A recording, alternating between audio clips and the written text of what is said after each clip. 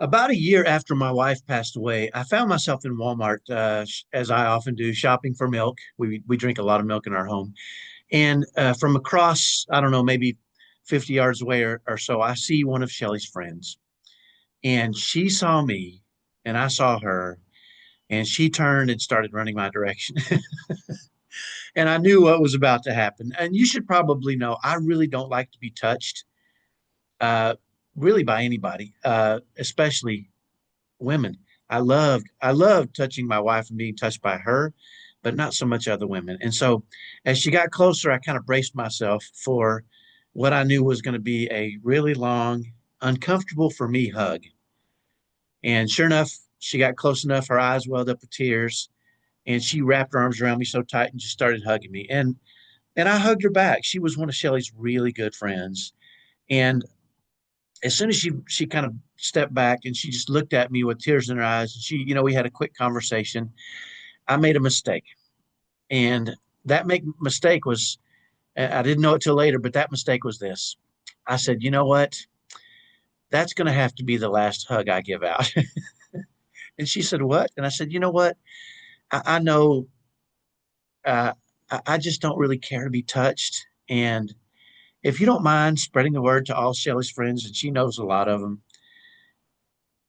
as much as I appreciate it, I just don't like to be touched, and I don't think that's the last hug I'm going to give. And I wasn't mad at her, and she realized that. But I said, spread the word that I'm not gonna be hugging anybody anymore. That's it. I'm done with that because I'm just so uncomfortable with it, right?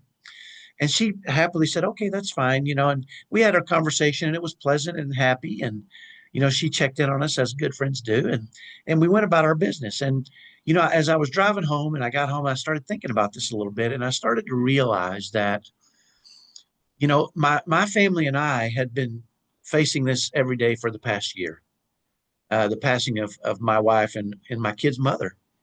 And we had gone through pretty much every emotion and cycled through, and it kind of, we'd gotten to a place where it wasn't so overwhelming for us, as it is when it first happens. When tragedy happens, it's overwhelming, and it takes some time to get to a point where you settle in a little bit.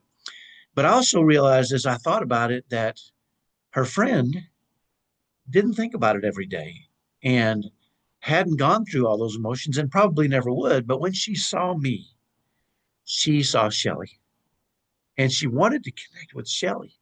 It wasn't even about me. She just wanted to reconnect with her friend, her good friend. And I thought, um, how selfish of of me to think I should take that away from her friends. And so I thought, you know what? I don't care if it makes me uncomfortable. I need to let her friends feel Shelly. And that's just through me. That's just through hugging me or talking to me. They feel Shelly, and that's what they want to feel. And I should never take that away from them. So I immediately called Shelly's friend and I said, listen, hey, I hope you haven't told anybody not to hug me because I made a mistake. I am so sorry. I said, here's my perception of what happened. And I described it to her, and she said, I never thought about it, but that's exactly right. When I see you, I see Shelly, and I want to connect with her. And I said, listen, don't tell anybody what happened. I'm open for hugs from any and all of Shelly's friends. And if they need that, and that's what I can do to be helpful, to help them connect with Shelly, I'm going to do it. And I'll figure out a way to manage myself in a way that's proper.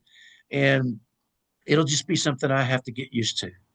And she just started laughing so hard. She said, thank you so much. Because I just want to give you a hug because it does connect me with Shelly. And so I guess the point of the story is this. Sometimes I think because we face the challenges we face every day, it becomes normalized for us. It becomes typical, but it's not all that way all the time that way for other people. And when they see us, they want to express their love, and so they bring up things that may be tragic or challenging for us, and just want to get some closure as well.